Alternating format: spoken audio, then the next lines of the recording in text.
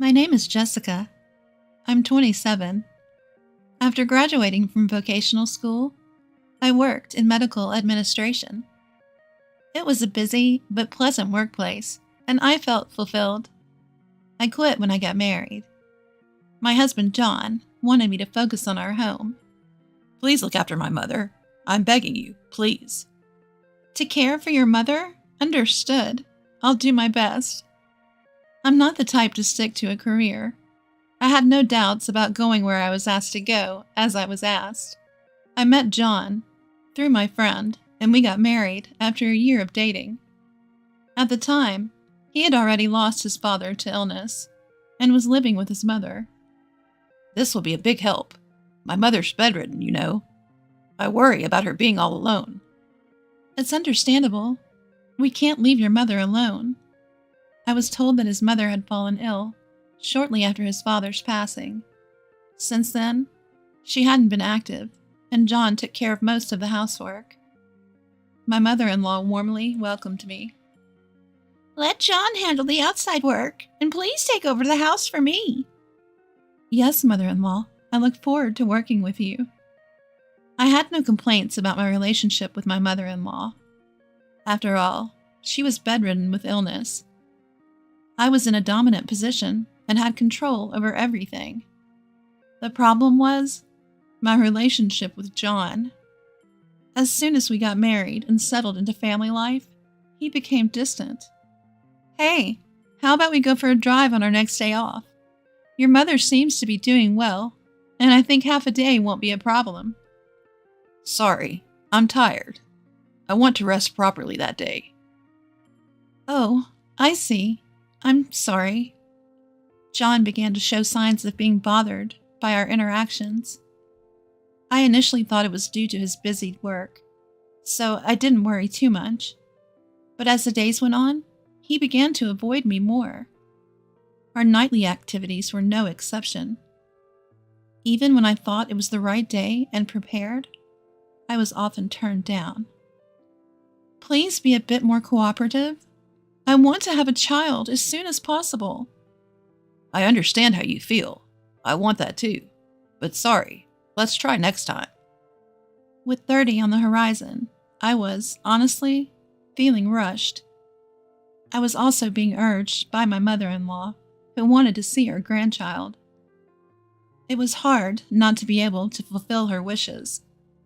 And then, while we were unable to give her a grandchild, mother-in-law passed away. From that point, John's attitude towards me became colder and colder. Welcome home. I made your favorite cream stew for dinner. John?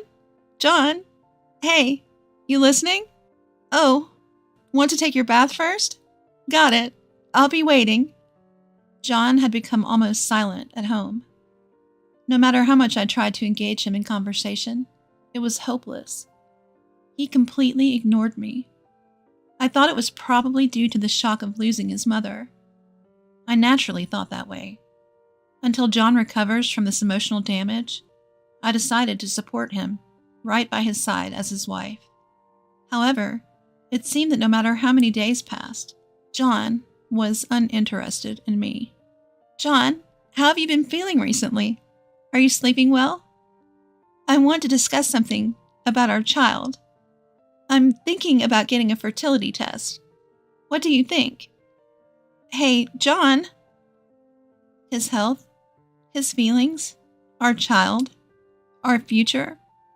I tried to engage John's interest by changing the topic in various ways. But sadly, every attempt ended in failure. John, please say something. Have I done something to upset you?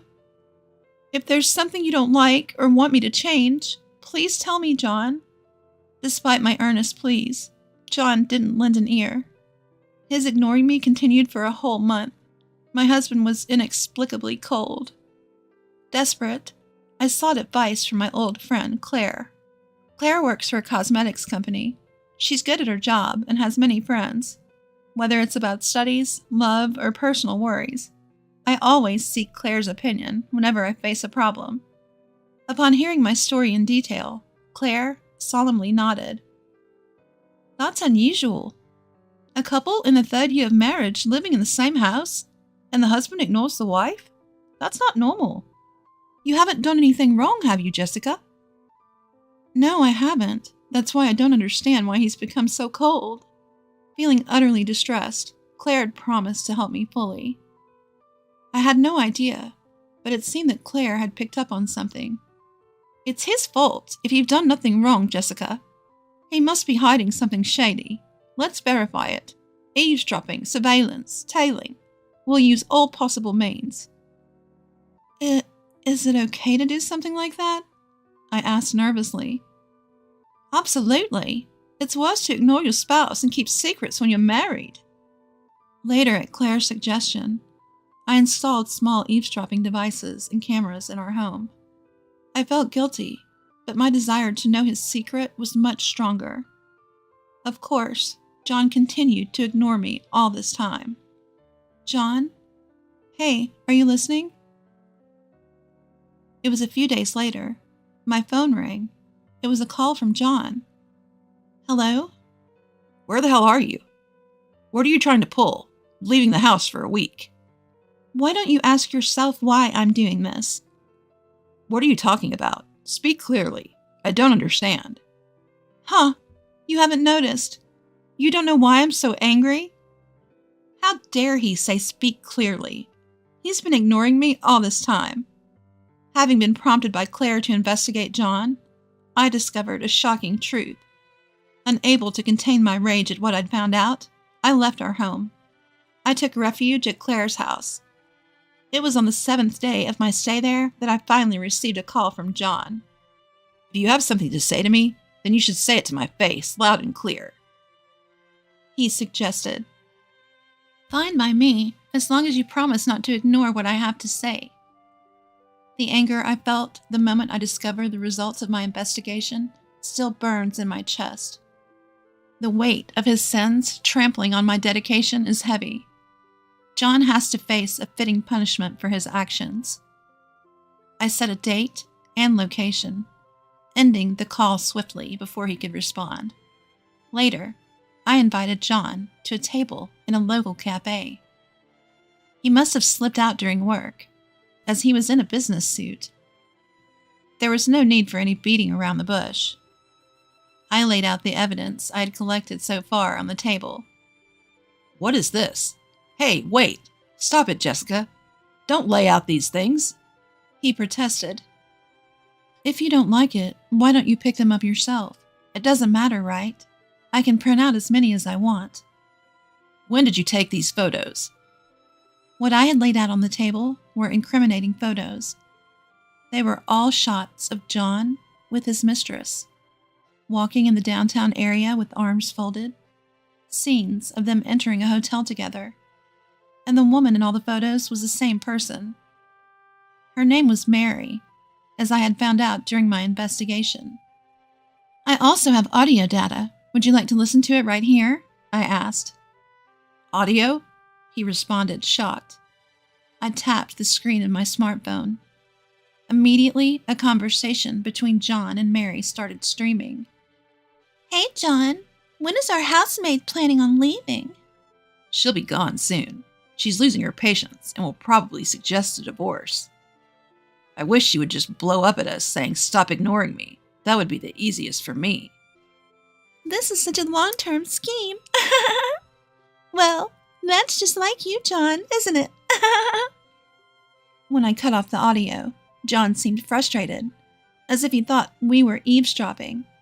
I wondered what kind of look he was giving to his own wife. John, who was caught red-handed cheating, seemed on the verge of lashing out at any moment. John, you needed someone to take care of your mother, right? That's why you married me. Now that your mother has passed away, I'm no longer needed. John's real intention was Mary all along. But Mary had no intention of taking care of her mother-in-law, and so I, who had no objections to caregiving, was chosen for the role. If someone could just take on this bothersome duty, I guess he didn't care who it was.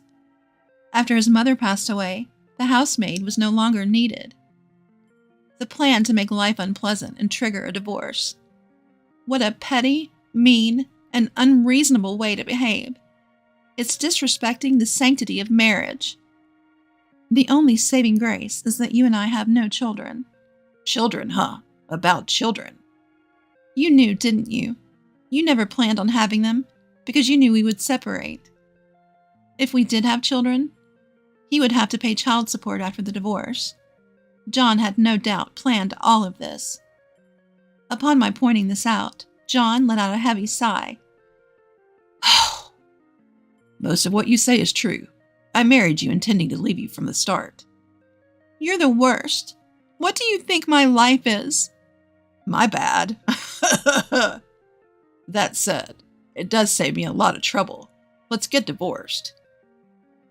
Of course, but after I finish speaking with someone else. Someone else?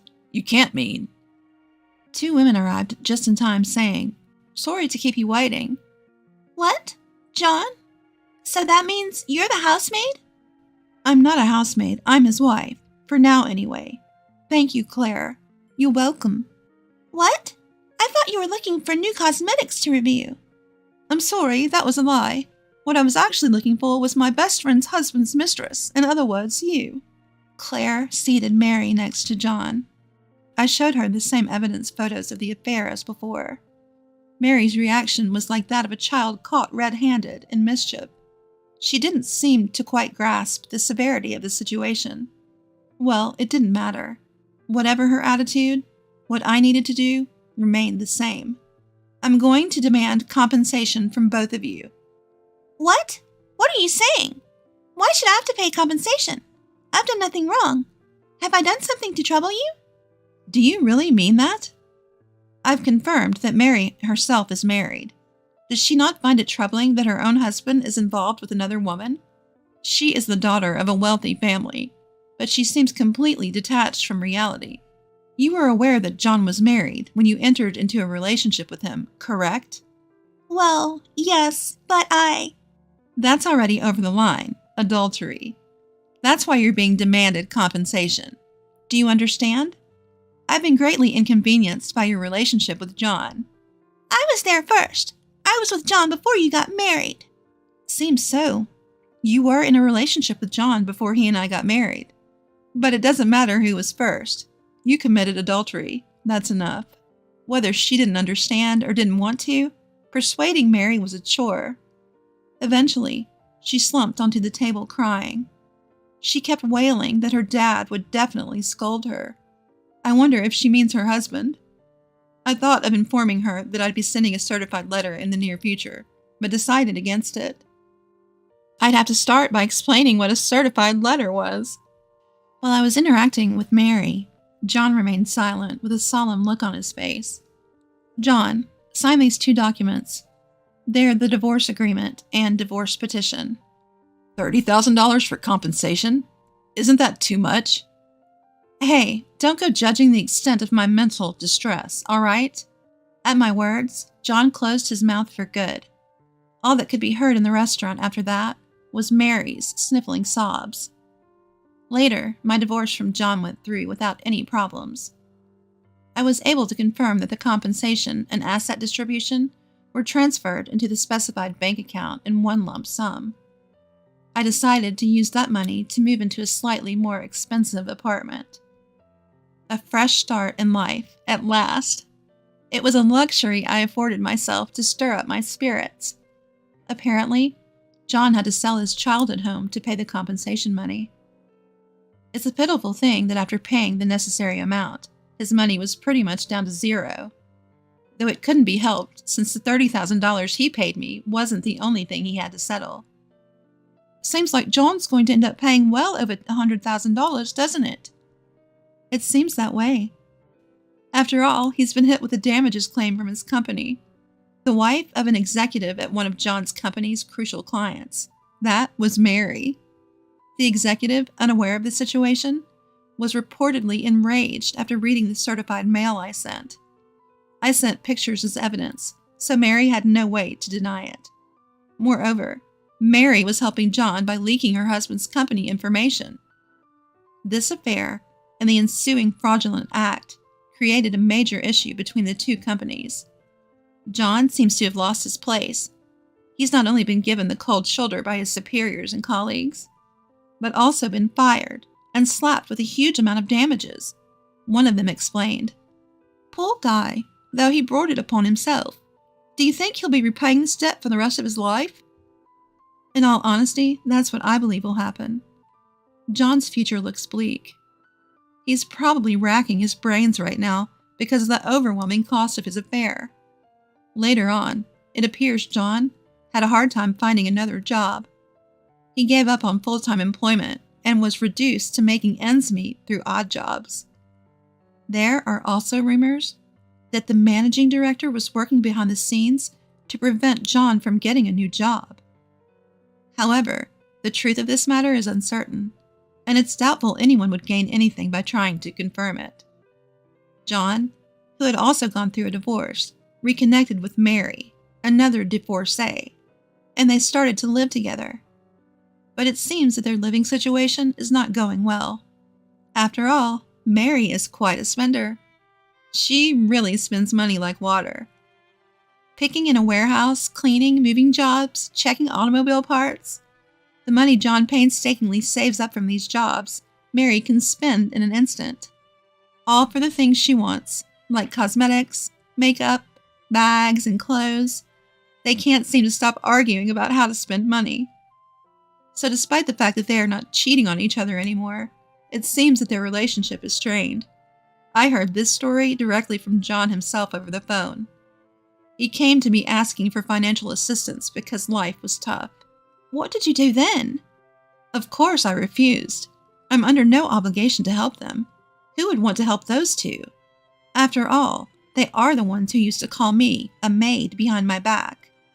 Yeah, it doesn't matter what happens to them. After the divorce, I returned to my job in medical administration and am working happily at my new workplace.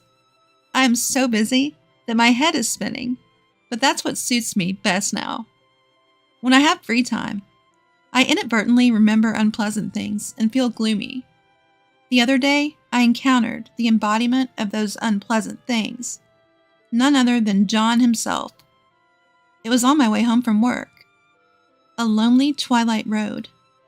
He called out to me as I was hurrying home alone. I turned around and was speechless for a moment. His hair and beard had grown out. His skin was tanned. His cheeks were thin and sunken. His clothes were grubby and ragged. I was surprised and appalled at the sight of John, who had completely changed. "Hey, long time no see." "Is that you, John? Are you okay? Are you managing to eat every day?" I ended up asking questions like a guardian would. John's state, even to my eyes, which were supposed to despise him, appeared pitiful. "I'm getting by eating every day. Not 3 meals, though. Haha." "What about work?" "Not getting much these days. I'm collecting empty cans and old magazines during the day. If I take them in bulk to a dealer, they buy it from me per pound." After we talked a while, John hesitantly broached the main subject. "Listen, do you think we could try again?"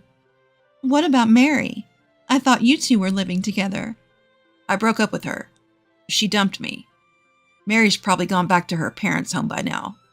I bet she'll arrange a marriage and settle down with a suitable partner her parents pick." John, who was talking about Mary, made a face as if he could.